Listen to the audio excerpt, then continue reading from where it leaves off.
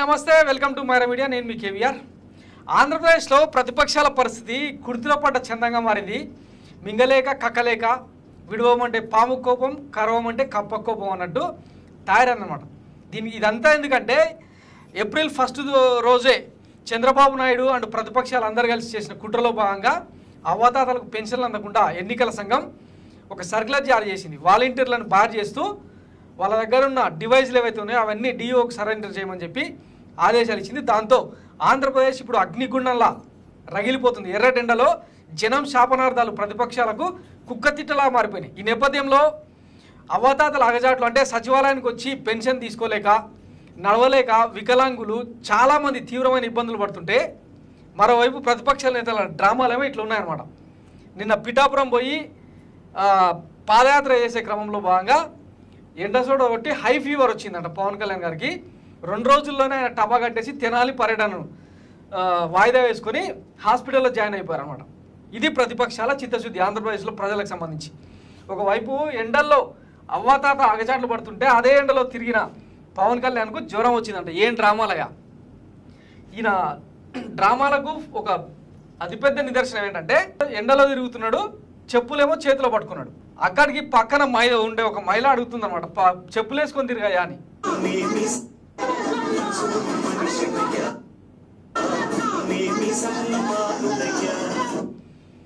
ఇంకా పక్కనున్న వాళ్ళు చెప్తూనే ఉన్నారు మహిళలు ఇవేం డ్రామాలయా చెప్పులు వేసుకొని తిరుగుతూ అయిపోయాయి కదా అని సో 2 రోజుల్లోనే పిఠాపురం పర్యటన ముగించేసుకొని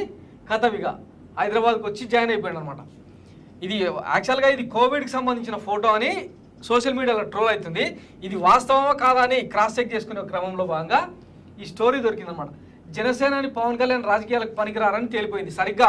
2 రోజులు కూడా ప్రజల్లో తిరగలేకపోయారు పిఠాపురంలో పోటీ చేస్తున్న పవన్ కళ్యాణ్ ప్రచారాన్ని అక్కడి నుంచి ప్రారంభించారు ఒకే రోజుకే ఆరోగ్యం బాగాలేదని హడావిడిగా హైదరాబాద్కు వెళ్ళిపోయారు మళ్ళీ మరుసటి రోజు పిఠాపురం వెళ్ళారు ఇలా పిఠాపురంలో పవన్ కళ్యాణ్ పర్యటన మమ అనిపించారు ఇవాళ సాయంత్రం తెనాలిలో ప్రచారం చేయాల్సింది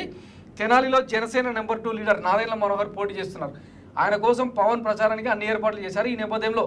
జనసేన నుంచి కీలక ప్రకటన వచ్చింది శ్రీ పవన్ కళ్యాణ్ గారు తీవ్ర జ్వరంతో బాధపడుతున్నారని వెల్లడించారు దీంతో తెనాలిలో చేపట్టాల్సిన వారాహి విజయవేరి కార్యక్రమంతో పాటు ఉత్తరాంధ్ర పర్యటన వాయిదా వేసినట్టు తెలిపారు కనీసం 2-3 రోజులు విశ్రాంతి అవసరమని వైద్యులు వెల్లడించినట్టు ప్రకటనలో తెలిపారు త్వరలో రీషెడ్యూల్ గురించి ప్రకటిస్తారని విశ్రాంతి కోసం ఆయన హైదరాబాద్కు వెళ్ళిపోయారు తీవ్ర జ్వరంతో ప్రచారం చేయాలని ఎవరు చెప్పరు కానీ పవన్ కళ్యాణ్ ఫిట్నెస్ మీద అనుమానాలు తలెత్తాయి జనంలోకి ఆయన ఎప్పుడు వెళ్ళినా తీవ్ర జ్వరం రావడాన్ని చూస్తున్నాం ఇది ఒకసారి కాదు 2 సార్లు కాదు ప్రతిసారి ఇదే రిపీట్ అవుతుందన్నమాట మరి ఇంత సుకుమారంగా ఉంటే రాజకీయాల్లో ఎలా నెట్టుకొస్తారనే ప్రశ్న ఉత్పన్నమవుతుంది మరి ముఖ్యంగా కీలకమైన ఎన్నికల సమయంలో ఆరోగ్యాన్ని కాపాడుకోలేకపోతే రాజకీయంగా నష్టపోవాల్సి వస్తుందని కూటమి నేతలు వాపోతున్నారు పవన్ పర్యటన కోసం ఏర్పాట్లను చేసుకుంటున్న నేతలు చివరి నిమిషంలో రద్దయిందనే సమాచారంతో షాక్కు గురవుతున్నారు తాజాగా నాదెండ్ల మనోహర్ పరిస్థితి కూడా అదే సో ఈ డ్రామాలు ఎందుకు కొన్ని జాగ్రత్తలు తీసుకొని ఎర్రటెండలో కాకుండా ఉదయం 11 గంటల లోపు సాయంత్రం 4 గంటల తర్వాత పర్యటనలు పెట్టుకుంటే అయిపోయి కదా ఉన్న చెప్పులను వదిలేసి చేతిలో పట్టుకొని తిరగడం ఏంది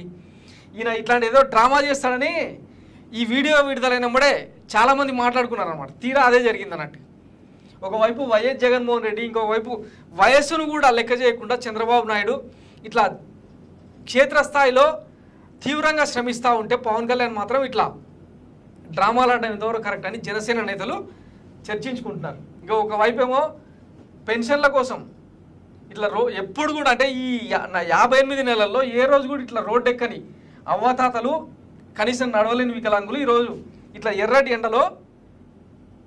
వెళ్ళాల్సి వస్తుంది ఇంకో ముసలాయన ఒక ఆయన సోయి తప్పి పడిపోయాడు అనమాట స్పృహ తప్పి ఎండకు తాళలేక వీళ్ళందరూ గుర్తుకు రావట్లేదా ఫస్ట్ ఈ కూటమిలో అంటే ఒక కలిసికట్టుగా వెళ్ళే వ్యవహారమే లేదు టీడీపీది ఒక తీరు జనసేనది ఒక తీరు బీజేపీది ఇంకో తీరు అందరు కలిసి జనాన్ని బురుడి కొట్టించే ప్రయత్నం చేస్తున్నారు అనమాట ఇదిగో హాస్పిటల్కి తరలిస్తారు నేను ఒక్కరోజు ఎండకు తట్టుకోలేక పవన్కు జ్వరం వచ్చి తెనాలి పర్యటన వాయిదా వేసుకుని హైదరాబాద్కు వెళ్ళిపోయాడు పవన్ కళ్యాణ్ మరి ఇదే ఎండలో వృద్ధులు పింఛన్ల కోసం సచివాలయాల వద్ద పడిగాపులు ఎలా కాయాలి బాబు పోతారా రే పోతారు వృద్ధుల వసూలు తగిలి ఉనికి లేకుండా పోతారని చెప్పి ఇట్లా ఫోటోలు పెట్టి ట్రోల్ చేస్తూ ఉన్నారు అనమాట వీళ్ళకందరికీ ఏం సమాధానం చెప్తారు ఈయన మొన్ననే పిఠాపురంలో బ్లేడ్లతో వస్తున్నారు చుట్టుముట్టు వైసీపీ మూకలు వచ్చి దాడులు చేస్తున్నాయి అని కొన్ని ప్రోటోకాల్స్ పాటించకపోతే ఏమైపోద్దంటే చాలా మంది కొంతమంది ఈ కిరాయి మూకలు ఏం చేస్తారంటే ఎక్కువ మంది వచ్చినప్పుడు సన్న బ్లేడ్లు తీసుకొచ్చి కట్ చేస్తా ఉన్నారు సెక్యూరిటీ వాళ్ళని కూడా, నన్ను కూడా. మన ఇక్కడ కూడా జరిగింది. అందువల్ల నేను కొంచెం ఇలాంటి పరిస్థితుల్లో మీకు మన ప్రత్యర్థి పార్టీ పన్నాగాలు తెలుసు కాబట్టి అందుకని కొంచెం స్ట్రీమ్ లైన్ ఉంటే మనం చేసుకోవడానికి బాగుంటుంది. ఇట్లా ప్రతిపక్షం మీద పడి ఏడవడం తప్పిస్తే, అధికార పక్షం మీద పడి ఏడవడం తప్పిస్తే ఆ బ్లేడ్ గాయాల వల్లనే మరి ఇట్లా హై ఫీవర్ వచ్చిందా అన్న చర్చ కూడా జరుగుతుందన్నమాట. జనరల్గా ఒక పెద్ద స్థాయి నేతకు సంబంధించి ఆ బ్లేడ్ కాట్లు ఏడున్నాయో చూపించాలి కదా, అవి కూడా చూపించలేదు అనమాట. జనరల్గా ఒక పెద్ద స్థాయి నేత, రాష్ట్ర స్థాయి నేతకి ఎవరికైనా 3 అంచెల భద్రత, 5 అంచెల భద్రత ఉంటుంది అనమాట. ప్రైవేట్ సెక్యూరిటీ, తర్వాత ఆయనకు గవర్నమెంట్ కల్పించే సెక్యూరిటీ, ఆ తర్వాత 3వ లేయర్లో వాళ్ళ పార్టీ కీలకమైన కార్యకర్తలు, వీళ్ళని దాటి వైసీపీ మూకలు ఈయనకు పోయి 7 బ్లేడ్లతో కట్ చేసినరో మరి ఈ డ్రామాలు ఏందో ఇక ప్రజలకే తెలియాలి. సో ఇట్లాంటి ఆయనకు ఓటేయాలనా లేదా అని చెప్పి పిఠాపురంలో చర్చ జరుగుతుంది. గతంలో ఈయననే ఎట్లా బెదిరించిండ్రు, మిమ్మల్ని నేను ఓటు అడిగానా, జోడించి అడుగుతున్నాను, ఓటు అవసరం లేదు, నేను ఎప్పుడు నేను ఓటు అడగల, అర్థమైందా? ఈ రోజున నేను మిమ్మల్ని అడుగుతున్నాను, మిమ్మల్ని ఆర్థిస్తున్నాను, 2 చేతులు జోడించి అడుగుతున్నాను, నా పిఠాపురం ప్రజలను అడుగుతున్నాను, కులాలకి మతాలకి అతీతంగా అందరినీ అడుగుతున్నాను, మీ ఆశీర్వాదాలు కావాలి, నన్ను గెలిపించాలి, ఒక్కసారి నా అసెంబ్లీకి పంపించండి అని దీనంగా అడుగుతున్నాడు అనమాట. గతంలో ఇదే నోటితో మీ ఓటు నన్ను నేను మీ ఓటు అడిగానా, నాకు మీ ఓటు అవసరం లేదన్న చెప్పిన నోటితోనే పిఠాపురంలో ఇట్లా ఫీట్లు వేస్తున్నాడు అనమాట. సో ఇక వీళ్ళ చిత్తశుద్ధి ఏందో ఇంకా మళ్ళా మాట్లాడుకోవడం అనవసరం. ఒకవైపు వాలంటీర్ల వ్యవస్థను రద్దు చేసి అవ్వాతాతలు ముసలి ముతక అంతా కూడా రోడ్ల మీద ఇబ్బంది పడతా ఉంటే ప్రతిపక్షాలేమో ఇట్లాంటి డ్రామాలు వేస్తున్నాయి.